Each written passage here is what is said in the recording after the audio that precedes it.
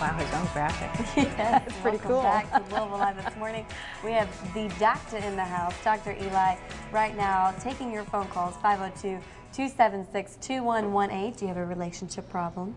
Do you have some maybe children problems, marriage problems, or any kind of problems? Sure, any kind of problems. And it's a holiday season, so people are stressed. It's good to see you all. Good to see you, Tara. Great to see you, Eli. Yeah. And we last spoke when Joey Pantoliano was in town talking about No Kidding Me Too. That's right.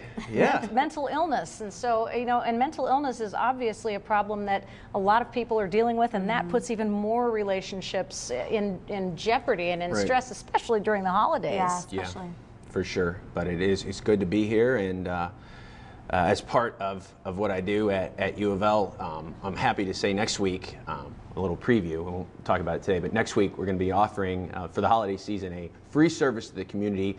Basically, it's going to be a relationship checkup for all couples, all listeners out there at WBKI, so you want to tune in next Monday at 10 a.m. to get some of that. But we got some emails and calls today, hopefully. That's right. We're still taking your calls. 502-276-2118 for Dr. Eli. I have to ask you, you've been coming on the show pretty regularly, but as someone who's never seen you before, describe a little bit about what you do. Sure. Well, I'm a marriage and family therapist, and that's what I do at U of L. I train marriage and family therapists, and a marriage and family therapist is going to look at a person in their whole context, meaning what's going on at home, what's going on at work, and while mental illness, as we were talking about, is out there, marriage and family therapists are going to look for health and strength. So not to psychopathologize you or find deficits, but to find health and strength. And congratulations on being the president-elect for your big organization. Yeah, and we do a lot of that work based out of Louisville, but that goes all throughout Kentucky. It's one of the things we do, kind of as we do on the show every week, answering calls, doing this public education, getting the news out there. Because most people, they get stuck in their relationships, but really we find out if we can normalize for people, everybody goes through these stressors, especially around this time of the holiday. It's how you respond to them is the important thing, whether you're in a relationship, whether it's your marriage, whether it's a sibling, whether it's your parents. So it's how you react to these predictable stressors. Have you noticed a trend, it seems to me, now that you know, I'm having a little bit more life experience behind me, have you noticed a trend of people staying too long in relationships that just are not working for them for one reason or another? Yeah, well, it depends. It's like used to be, you know, people hundreds of years or so where the life expectancy was much lower. You know, if you'd get to 40 or 45 and you were in midlife, you're like, well, I only got about 5 or 10 years left, so I'll stick it out. But now with quality of life, people are living much longer. There's lots more choices. So if you're not satisfied in a relationship in midlife, whether you have children or not, you have to ask yourself, is this meeting my needs? Is this enough to stay in a relationship? So I think you're right. People divorce, with no fault divorce, it's easier to get that now. So it still doesn't, I mean, marriage is important, relationships are important. You gotta decide why you're in a relationship, and no relationship is easy, as we've said on this show many times. It's work every day, even in the best relationship. I think that's a myth a lot of people come in with, that, oh, this will be easy, or we have this great connection in the beginning, it'll be that way. No matter what type of relationship you're in, married or not, it takes work. And I think that this goes along with what you were just saying. When someone hears therapy, sometimes people just kind of cringe a little bit, but even if you have the best relationship, I would think that, you know, going to therapy should be a part of that, regardless of the negative connotations sometimes with that word. Right, you have to think of it as these skills that all couples need, or all parents need, and if you get these skills, when these predictable stressors, as I say, come up, you know how to handle them and what to do. So therapy shouldn't have a negative stigma. Counseling of any type, it's finding someone to work with, and you know, finding a therapist is like anybody else. It's a good fit, and you need to find someone. Sometimes people shop around until they find that right fit, but it is coming to someone to learn the skills to navigate these predictable stressors. Think of it as life coaching too, because that's what a therapist basically does, is they coach you through the obstacles that may be presenting themselves to you in life. And you know, Dr. Eli, when you talk about the fact that you have these stressors in relationships, I think a lot of that comes from lack of self-care. And that's something that's a relatively new concept for me, is taking care of myself. Right. How do you do that? It's like that metaphor, right? You're on a plane and it's going down. If you can't give oxygen to yourself first, how are you going to take care of those people important to you? And self-care for everybody looks a little different, but it's right. It's saying that no matter how busy you are, how many obligations you have to take care of yourself before you can take care of other people, and that looks differently. So people, you know, they work out, they listen to music, they surround themselves with friends or something like that, but it's almost like, just like you block out an appointment for yourself or your kid, you got to do it for yourself too. We've got an email from a lady, and it's interesting because we're all dealing as we age with aging parents as well. This lady, Deborah, says her mother is aging, and my siblings think we should take her in because we have the room, but I'm unsure of how this is going to impact my own marriage. Financially, they're unable to help. I'm hoping she would elect a retirement community, but I would feel guilty about making her go against her will. Big words popping out there. Financial, impacting her marriage, feeling guilty. Yeah, there's a lot going on there, Deborah. And I think, first of all, I think the most important thing, there's several layers to your question. First of all, you mentioned your spouse and how it will impact your marriage. And that's something you have to have the buy-in from your spouse. Right. We often think a lot of these questions we should ask each other before we get in a long-term relationship, whether married or not, but we don't.